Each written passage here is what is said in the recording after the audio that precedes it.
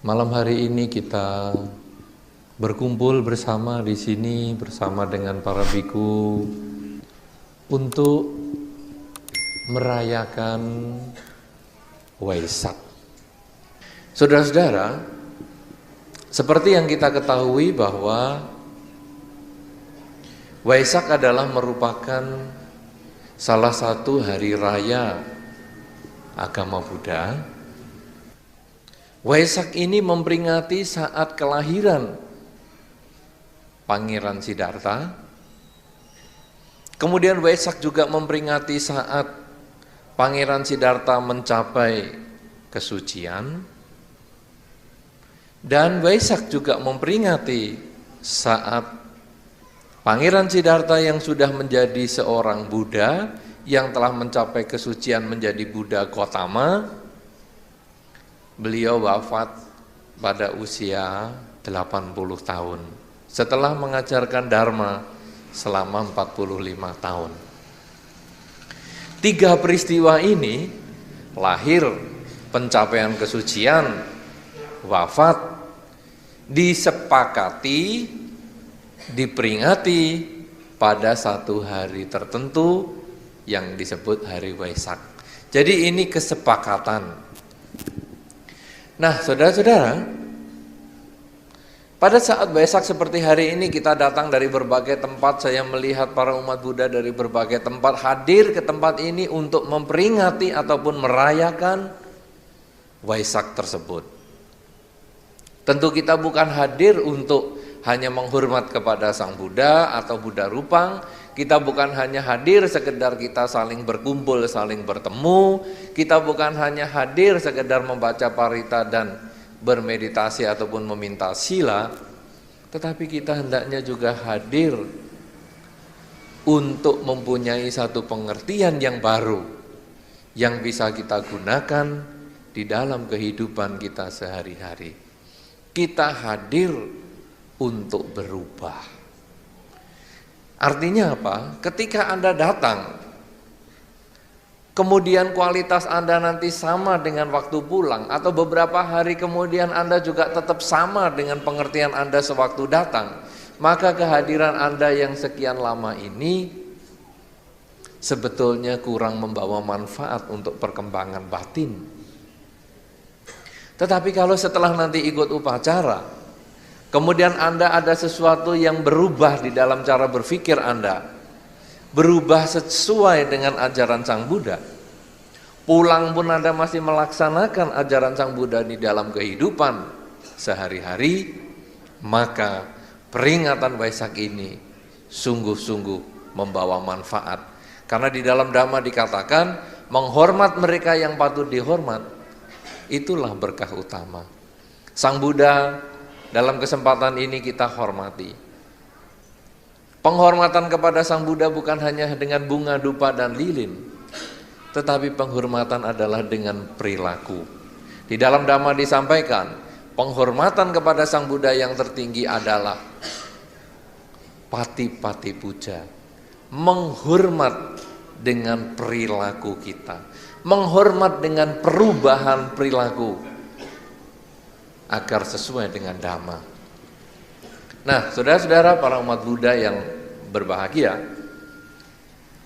kalau kita melihat upacara peringatan atau perayaan Waisak pada malam hari ini, kita tadi melihat para remaja atau yang tadi mungkin Pak Yoto kenalkan sekolah Minggu Buddhis membawa puja.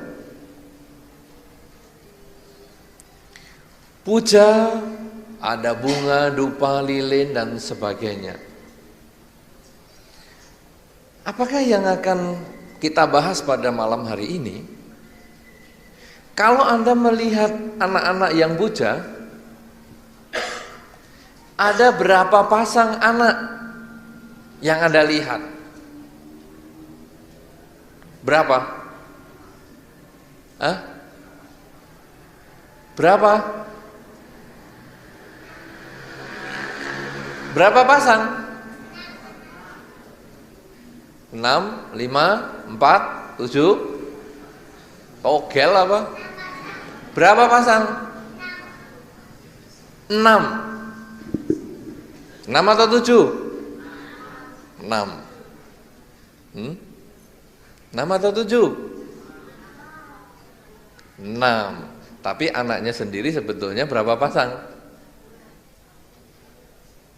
Berapa pasang anaknya?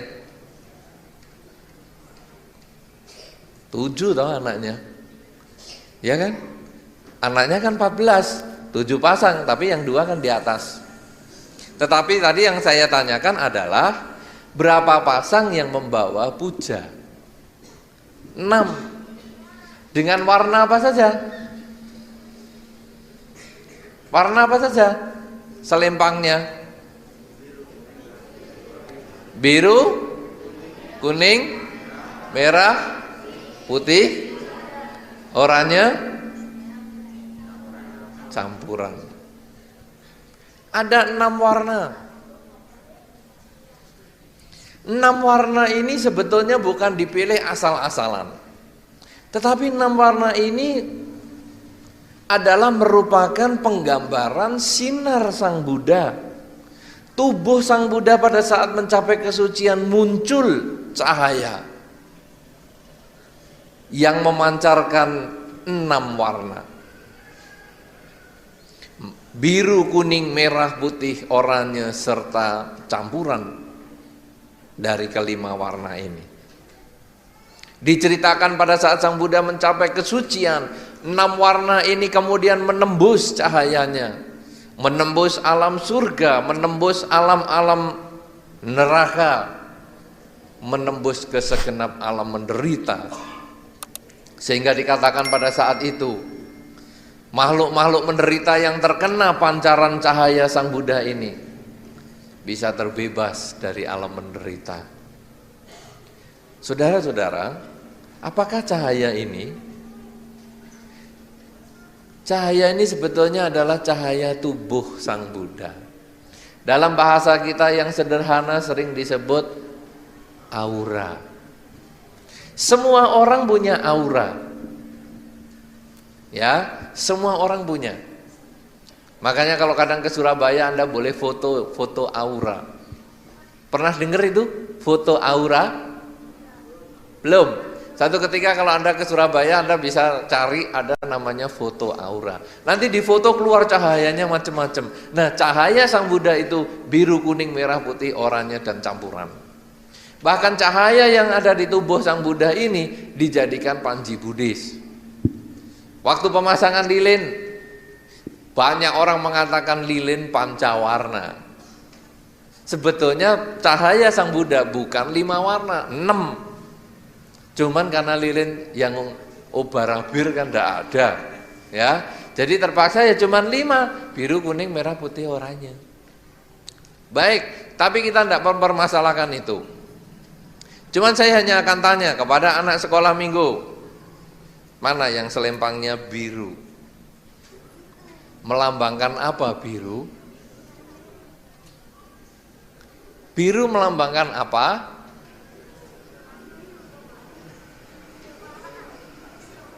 Apa? Kebijaksanaan. Biru yang sana, ayo jawab apa? Lambang apa? Kebijaksanaan. Apa? Biru lambangnya apa? Yang warna-warni mesti tahu nih. Ayo. Lambang apa biru? Apa? Bakti. Bukan kebijaksanaan. Kebijaksanaan yang apa tuh? Kuning, ya, kuning yang bijaksana. Biru adalah bakti. Saudara-saudara, semua ini ada warnanya. Nanti anak sekolah minggu boleh ditanya. Biru apa? Kuning tadi kebijaksanaan. Merah apa? Hah? Merah apa? Cinta kasih. Putih apa? Kesucian. Oranye apa? Semangat. Giat, ya. Campuran apa? Bingung. Campuran ya campuran. Ya ada baktinya, ya ada kebijaksanaannya, ya ada cinta kasihnya, ya ada kesuciannya, juga ada semangatnya. Ya, campuran juga. Nah, Saudara-saudara, malam hari ini kita akan khusus menyoroti warna biru. Kenapa demikian? Pada saat Pangeran Siddhartha mencapai kesucian dan memancar cahaya warna biru, apakah warna biru itu cuma sekedar ya wis kebetulan sing metu biru sike? Ataukah memang disengaja warna biru? Nah, kalau disengaja, biru artinya bakti. Maka sebetulnya saudara, seorang umat Buddha yang dilakukan nomor satu adalah mempunyai bakti. Umat Buddha nomor satu harus mengerjakan bakti. Berbakti kepada Sang Buddha bisa. Misalnya kita datang ke wihara, kita membaca parita, kita memasang dupa, memasang lilin, itu kita berbakti kepada Sang Buddha. Tetapi bakti bukan hanya di wihara. Bakti sebetulnya ada di rumah kita masing-masing. Anda ke wihara membawa bunga yang terbagus, Anda membawa lilin yang baik, Anda membawa bunga yang harum, kemudian dupa yang wangi. Ketika Anda di rumah, sudahkah Anda berbakti kepada orang tua Anda? Sudahkah Anda berbakti memberikan yang terbaik kepada orang tua Anda? Kalau di wihara Anda membawa bunga yang wangi, sudahkah Anda mengucapkan kata-kata yang harum, yang manis, yang baik kepada orang tua Anda? Ketika di lingkungan Anda berbakti kepada lingkungan Anda. Sudahkah Anda melakukan yang terbaik untuk lingkungan Anda? Ataukah kita sebagai umat Buddha hanya menjadi umat yang bersenang-senang di dalam? Pokoknya aku happy, pokoknya aku kaya raya, pokoknya aku sukses, aku gak peduli orang tuaku. Pokoknya aku sukses, pokoknya aku kaya raya, aku gak peduli masyarakat di sekitarku. Tidak. Seorang umat Buddha bukan seperti itu. Tapi seorang umat Buddha diajarkan bakti. Yang pertama kali biru, bakti. Anak-anak, sudahkah berbakti kepada gurunya? Apa itu? Apa yang disudahin? Misalnya apa? Ulangan ngerpek kok berbakti kepada guru? Berbakti kepada guru, ngerjakan PR dengan baik, sudah? Atau harus disuruh orang tua baru kerja? Ulangan ndak ngepek? Sungguhan? Hebat, ranking 1.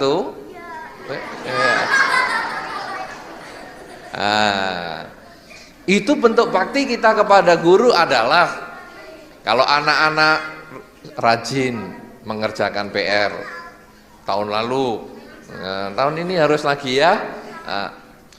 Jadi harus mengerjakan tugas-tugasnya dengan baik, belajar dengan baik, ya, ulangan dikerjakan dengan baik. Pada ngerepek enggak itu yang laki-laki? Enggak. Kalau ulangan nyontek sebelahnya? Enggak, jadi langsung lihat buku. Kan enggak lihat sebelah, berarti langsung lihat buku ya. Ya, jangan dilakukan. Kenapa demikian? Karena kita di dalam agama Buddha kita bakti yang nomor satu. Kalau kita nanti belajar kemudian nyontek, tidak mengerjakan PR, kita tidak berbakti kepada guru kita. Kita sendiri rugi sebagai seorang pelajar. Kemudian kita sebagai anak-anak, walaupun Anda ini masih kecil, Anda anak-anak, walaupun Anda sudah tua dan dewasa, Anda juga tetap mempunyai orang tua. Orang tua masih hidup atau urusan orang tua sudah meninggal, itu urusan nanti. Tapi Anda tetap pernah dilahirkan dari orang tua. Sudahkah kita berbakti kepada orang tua? Apa misalnya? Apa? Bakti kepada orang tua capek mijiti saja minta duit 1.000 kan. Sini Pak tak pijiti 1.000 ya kan. Kalau kita sekarang sebagai anak, maka kita harus berbakti kepada orang tua.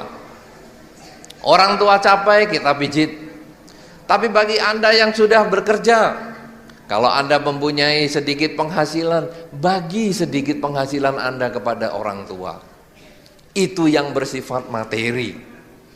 Orang tua kadang tidak membutuhkan Anda memberi dia banyak, tetapi orang tua membutuhkan perhatian Anda. Jumlahnya mungkin tidak banyak, tetapi kalau Anda berikan, orang tua akan merasa bahagia. Itu kalau Anda punya materi. Tetapi kalau Anda memang melihat orang tua tidak membutuhkan materi lagi, karena orang tua sudah pikun, Anda memberikan telinga Anda untuk mendengarkan orang tua ngomong kepada kita, itu pun bentuk bakti kepada orang tua. Bakti kepada tetangga apa? Kalau tetangga membutuhkan sesuatu, kita mau membantu dia. Kalau sekarang ada orang yang tanya di jalan, kemudian kita bisa memberi petunjuk, oh jalannya ke sana ke sini, itu pun kita adalah bentuk bakti. Bakti artinya kita membagikan apa yang kita miliki ini agar memberikan kebahagiaan kepada pihak lain. Anda melihat mereka yang menderita, manusia yang menderita kita tolong, makhluk hewan yang menderita juga kita tolong. Misalnya kita melepas makhluk, melepas ikan, melepas burung, kita boleh lakukan seperti itu. Kenapa? Karena ini adalah bentuk bakti. Bakti artinya kita membagi, membahagiakan lingkungan kita. Cahaya yang pertama muncul biru, maka ketika Sang Buddha mencapai kesucian, beliau pun bertekad pada saat setelah 60 arahat muncul di dunia, 61 dengan Sang Buddha. Sang Buddha mengatakan, ajarkan Dhamma ke seluruh penjuru dunia, agar semua makhluk mendapatkan kebahagiaan. Ini adalah bentuk bakti seorang Buddha, seorang yang telah mencapai kesucian kepada lingkungannya. Kalau kita sekarang seorang umat Buddha, kita datang berkumpul di tempat ini, kita merayakan Waisak, kita merayakan, memperingati guru kita. Apakah kita sudah melakukan sesuatu untuk lingkungan kita? Sudahkah kita memberikan yang terbaik? Di saat Waisak seperti ini, apakah Anda sudah melakukan bakti sosial dalam rangka Waisak? Apa itu? Sudah? Sudah belum? Belum. Mana baktinya Anda? Ada kegiatan donor darah biasanya? Monggo ada biasanya? Sudah? Ngunut ada? Nah itu betul, itu bentuk bakti. Kemarin saya juga lihat di beberapa majalah, umat Buddha selama Waisak pergi ke makam pahlawan, membersihkan makam pahlawan, mengecat makam pahlawan. Bagus. Tentu catnya bukan BKMPO, biru kuning merah putih oranye. Lah kalau makam dicat BKMPO, bingung. Ya catnya semua putih, dibersihkan. Kita sekarang mulai mengubah cara berpikir kita. Kalau sekarang kita Waisak, coba kita lalu berpikir apa ya yang paling bagus untuk lingkungan kita. Apakah kita membersihkan kampung kita? Apakah kita membersihkan lingkungan kita? Apakah kita bernamaskara kepada orang tua kita? Siapa yang waktu Waisak namaskara kepada orang tua? Betul? Bernamaskara kepada orang tua? Bagus. Ini sungguh bernamaskara pada orang tua? Ndak ngomong saya. Wah, di depan Buddha Rupang berani ngomong ndak bener nih. Ada yang lain waktu Waisak namaskara pada orang tua? Ndak ada. Hanya satu orang. Ini yang paling bagus. Mari kita ubah. Itu salah satu bentuk bakti. Walaupun kita baru namaskara, bentuk bakti. Apalagi sudah namaskara kasih minum, apalagi sudah namaskara kasih pijet, apalagi sudah namaskara kasih yang lain-lain sehingga orang tua akan bahagia.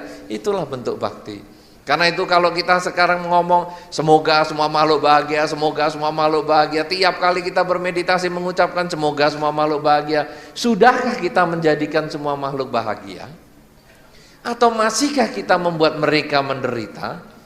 Baik dengan kata-kata kita yang menyakitkan, baik dengan perilaku kita yang mungkin misalnya semut kita tabok sampai mati, atau mungkin dengan pikiran kita sendiri yang jahat ketika melihat ada orang yang jahat hidupnya lama, kemudian kita ngomong wong jahat kok nggak mati-mati ya. Biasanya orang jahat ini kan matinya cepet kok nggak mati-mati. Itu pun sudah pikiran jahat. Masihkah kita terpikir begitu? Padahal kita selalu mengucap semoga semua makhluk bahagia, semoga semua makhluk bahagia, semoga semua makhluk bahagia. Jadikanlah itu sungguh-sungguh yang muncul di dalam diri kita. Kata-kata semoga semua makhluk bahagia itu jangan hanya jadi mantra kosong. Jadikanlah kata-kata semoga semua makhluk bahagia itu perilaku hidup kita. Kalau Anda setiap melangkah, Anda menyadari saya harus hati-hati biar semut tidak terinjek. Tiap kali Anda di rumah lihat nyamuk, jangan lagi terpikir enak tak tablek atau saya semprot, tak raket. Jangan berpikir seperti itu lagi. Cobalah kata-kata semoga semua makhluk bahagia itu mulai kita tumbuhkan dalam diri sebagai perilaku. Begitu lihat nyamuk, oh kita buka pintunya biar dia keluar. Begitu lihat orang yang menderita, walaupun mungkin kita tidak kenal, cobalah kita menolong. Ketika kita melihat di televisi ada program peduli kasih apa ya? Ada ya, peduli kasih. Pernah enggak Anda terpikir kasihan loh mereka? Pernah? Ada orang yang matanya besar, tumor di mata, ada yang enggak punya langit-langit. Pernah Anda ngomong kasihan? Sudah pernah lalu melakukan sesuatu atas kasihan Anda? Apa itu? Nyumbang, sungguhan, nyumbang ke sana, senengnya masuk koran, ya. Tapi itu bagus. Jadi kita bukan hanya aduh kasihan, kemudian ya wis, mau kasihan naik kan lumayan loh, ada perhatian. Tidak, ya seperti yang tadi dikatakan. Ya kita bantu, masuk koran, untung. Enggak masuk, ya enggak usah nuntut. Lihat aku sudah nyumbang kok nggak dimasukkan koran. Nah, kemudian kalau Anda lihat berita kecelakaan, ya berita kecelakaan di koran, apa yang Anda omongkan? Syukur, syukur ngebut. Apa yang Anda katakan? Kasihan? Apa yang Anda lakukan? Mendoakan bagaimana? Ya bagus, mendoakan ya kalau yang sakit semoga cepat sembuh. Kalau yang meninggal semoga dengan kebaikan ini mereka terlahir di alam bahagia. Itu sudah menunjukkan Anda bakti.